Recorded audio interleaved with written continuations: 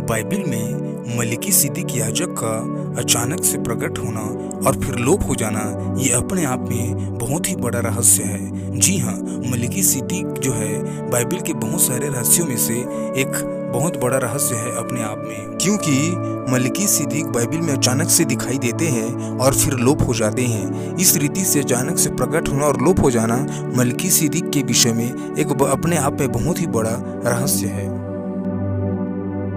परंतु फिर भी बाइबिल में कुछ ऐसे वचन पाए जाते हैं जो कि मलिकी सिद्दीक याजक की रहस्य को प्रकट करते हैं और प्रकाशित करते हैं। मलिकी सिद्दीक, जिसके नाम का अर्थ धार्मिकता का राजा होता है, यह शालेम अर्थात यरूशलेम का राजा है और सर्वोच्च शिरोमणि परमेश्वर का याजक था। इसका वर्णन हमें उत्पत्ति की पुस्तक 14 अध्याय 18वें आयत से लेकर के 20 आयत तक मिलता है। मलिकी सिद्दीक और अब्राहम की पहली मुलाकात अब्राहम के द्वारा कदोर्लाओमेर और उसके 3 साथी राजाओं की पराजय के पश्चात हुई थी। मलिकी सिद्दीक ने अब्राहम और उसके थके हुए लोगों को मित्रता प्रकट करते हुए दाखरस और रोटी खाने के लिए प्रस्तुत की थी। उसने अब्राहम के ऊपर एल एलियोन अर्थात परम प्रधान के नाम से आशीष दी थी और अब्राहम की युद्ध में विजयी हुई थी। यदि भजन संहिता 110 को पढ़ें तो यहाँ पर बाइबिल बताती है कि वास्तव में ये महायाजक कोई और नहीं बल्कि यीशु मसीह थे।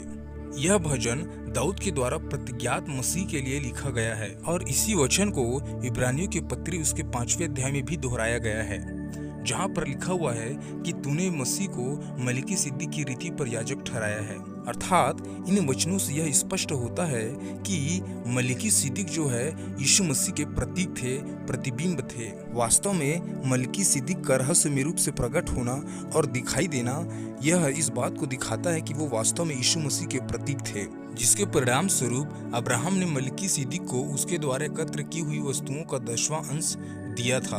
इस कार्य के द्वारा अब्राहम ने संकेत दिया कि उसने मलिकी सिद्दीक को एक ऐसे याजक के रूप में स्वीकार किया था जो पदवी में उच्च और आत्मिक था। इसके साथ ही साथ मलिकी सिद्दीक याजक और मसीह यीशु में बहुत सारी समानताएं पाई जाती है, जैसे कि मलिकी सिद्दीक याजक को शालेम अर्थात यरूशलेम का राजा कहा गया है। शालेम का अर्थ शांति का राजा भी होता है, अर्थात मलिकी सिद्दीक याजक यरूशलेम का या शांति का राजा था और बाइबिल में यीशु मसीह को भी शांति का राजा या राजकुमार कहा गया है यशायाह की पुस्तक में। इसके साथ ही साथ मलिकी सिद्दीक का अर्थ होता है धार्मिकता का राजा और यीशु मसीह को भी बाइबिल में धार्मिकता का राजा या धर्मी राजा के रूप में कहा गया है। तीसरी सबसे बड़ी जो समानता है वो ये है कि मलिकी सिद्दीक याजक को सर्वोच्च याजक कहा गया है और इब्रानियों की पत्री 20 अध्याय 6 आयत में भी यीशु मसीह को मलिकी सिद्दीक की रीति पर सर्वोच्च याजक कहा गया है।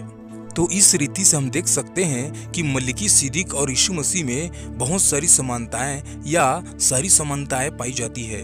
यहाँ तक कि बाइबिल के बहुत सारे स्कॉलर इस बात को भी बताते हैं कि वो महायाजक कोई और नहीं बल्कि स्वयं यीशु मसीह का एक प्रकटीकरण था पुराने नियम में, जो कि रहस्यमय ढंग से हुआ था। और ये मलिकी सिद्दीक यीशु मसीह के विषय में एक बहुत बड़ी भविष्यवाणी भी थी और मसीह के रहस्य का प्रकाशन था। यही कारण है कि मलिकी सिद्दीक अचानक से आते हैं और फिर लोप हो जाते हैं और इसके बाद उत्पत्ति के अलावा और भी कहीं पर भी मलिकी सिद्दीक के विषय में हम वर्णन नहीं पाते हैं। यहाँ तक कि उत्पत्ति 17 अध्याय में इस बात का जिक्र है कि अब्राहम परमेश्वर को देह धारण रूप में देखा था, जो कि निश्चय ही यीशु मसीह का प्रकटीकरण था। इसके साथ ही साथ एक और सबसे बड़ी समानता जो पाई जाती है वो ये है कि मलिकी सिद्दीक की याजक का न तो आदि है और न ही अंत है। जी हाँ, उसके आदि और अंत का वर्णन हमें नहीं मिलता, क्योंकि यीशु मसीह के भी आदि और अंत नहीं है, क्योंकि वो अनंत है।